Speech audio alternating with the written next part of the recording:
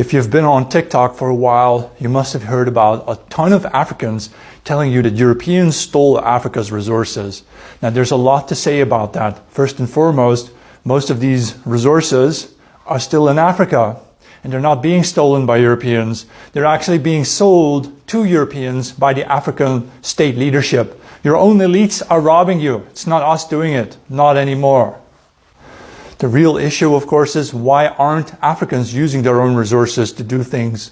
Why does Mr. Beast have to go to Kenya to build water wells? Why didn't the Kenyan government do it themselves?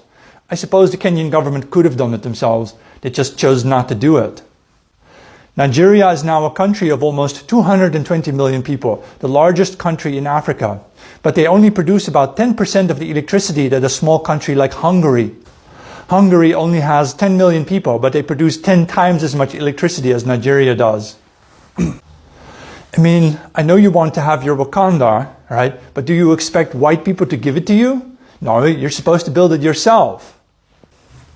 Having said all this, it is of course obvious that we Europeans in the north need to prepare for a possible, potential African rise in terms of technology and therefore also in terms of military capacity. And that means we in Europe need to already start looking ahead and thinking ahead about how we are going to win the war against Africa, because there will be a future war between Europe and Africa.